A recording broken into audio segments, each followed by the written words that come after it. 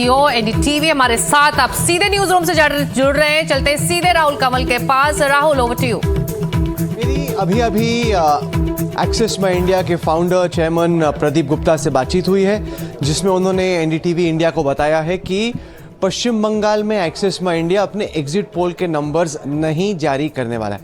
ये 25 साल के इतिहास में जब से मैंने ओपिनियन पोलिंग, एग्जिट पोलिंग को बहुत करीबी से देखा है, पहली दफ़ा हो रहा है कि कोई पोलस्टर कह रहा है कि हम इतने कंफ्यूज हैं कि हम बता नहीं पा रहे कि किसी राज्य में जीत किस पार्टी की होने वाली है, इस वजह से हम पोल नहीं देंगे। जब फर्स्ट फेज़ की पोलिंग हुई थी उसके अगले दिन कोलकाता के नज़दीक जहां पे फर्स्ट फेज़ का पोल था, करीब 150 किलोमीटर आगे, प्रदीप गुप्ता खुद मैदान पे थे, पोलिंग कर रहे थे।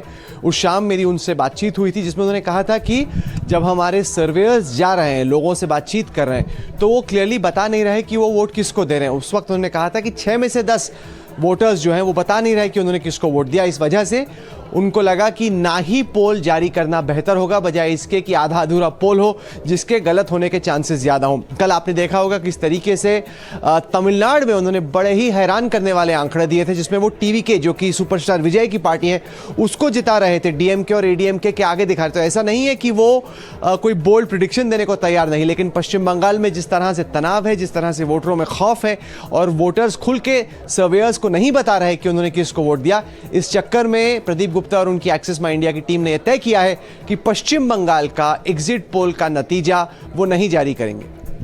और राहुल, ये चुनौती हमारे सहयोगियों के लिए भी रही जब वो मैदान में थे फर्स्ट और सेकंड फेज के चुनाव पोलिंग के दौरान, जब हमारे जो सहयोगी हैं, हमारे कॉलीग्स कैमरे लेकर, माइक लेकर वोटर्स के पास मुद्दों के बारे में भी चर्चा करने के लिए जा रहे थे, कोई कुछ कहने को तैयार नहीं था। तो ऐसे में अगर एक्सिस माई इंडिया ने अगर ये रीजन दिया है आंकड़े जारी नहीं करने का, तो इसमें दम दिखता है, क्योंकि हमारे सहयोगियों के लिए भी एक कड़ी चुनौती, एक चैलेंज रहा वोटर से बात करना। राहुल, प्लस क्या है ना कि जो पहले चरण का मतदान था और दूसरे चरण का मतदान वो बहुत अलग अलग इलाकों में हुआ था। पहला चरण था उत्तर में और पश्चिम में, वहाँ पर बीजेपी की स्थिति ज़्यादा मजबूत थी।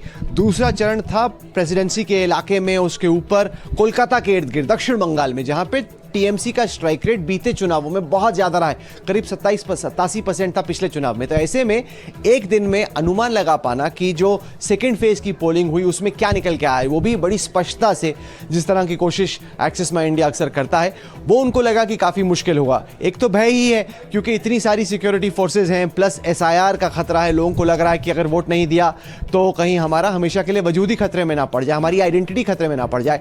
दूसरी बात यह है कि 2 लाख से ज़्यादा सिक्योरिटी पर्सनल डिप्लॉयड हैं।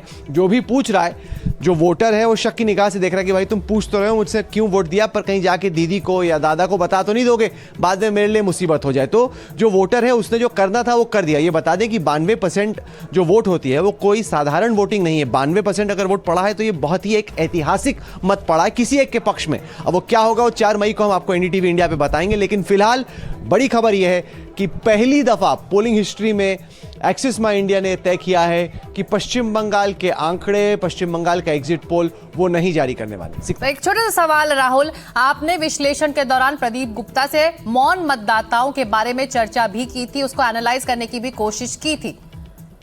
जी हाँ, क्योंकि जब हम लोग मिले थे 24 तारीख को, जब पश्चिम बंगाल में फर्स्ट फेज की पोलिंग हो चुकी थी, हम लोग अपना काम कर रहे थे, प्रदीप जी अपना कर रहे थे, कुछ वक्त हम लोग साथ में थे जब वो पोलिंग कर रहे थे। मुझे शौक है देखने का कि सर्वे कैसे होता है, सर्वेयर्स को किस तरह का रिस्पांस मिल रहा है। कभी कभी हम जाके खुद सर्वे भी करते हैं, पूछते भी हैं वोटर से, आइडिया लगाने के लिए कि ज़मीन पे क्या चल रहा है। तो उस दौरान बार बार जो दिक्कत हो रही थी सर्वे टीम को वो ये कि भाई वो बता नहीं रहे थे, वो कोई बहाना खोज के कट जाते। आप जाते साधारण तौर पर किसी और राज्य में जाओ, मध्य प्रदेश में जाओ, दिल्ली में जाओ, पंजाब में जाओ, वो लोगों को मजा आता है बताने में। वो बता रहे हैं कि उन्होंने क्या किया, बड़े स्टाइल से बताते हैं, बड़े शौक से बताते हैं। उनको एक छोटा सा गिफ्ट भी मिलता है उसके आखिर में, कोई टूथपेस्ट हो, टूथब्रश हो, कुछ ऐसा मिलता है कि आपने हमारे लिए वक्त निकाला, शुक्रिया इसका। ये स्टैंडर्ड टेक्निक रहती है पोलस्टर्स की।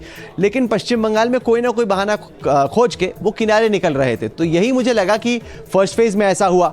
तो उस वक्त पे एक सवाल खड़ा हो गया था, वो हमने एनडीटीवी इंडिया पे उस वक्त ब्रेक किया। उसके बाद कल और आज जब सर्वेयर से बात हो रही थी, रिस्पोंडेंट से बात हो रही थी, जो निकले हुए थे, हर जगह से यही खबर आ रही थी कि कोई क्लियरली बता नहीं रहा। तो इसी चलते जो एक्सिस माई इंडिया की टॉप टीम है उन्होंने आपस में मशवरा किया और फिर तय किया कि ये कह देना कि नहीं बता पा रहे, ये बेहतर है, बजाय इसके कि आधे कॉन्फिडेंस के साथ आधा अधूरा पोल हम दर्शकों के सामने रखें।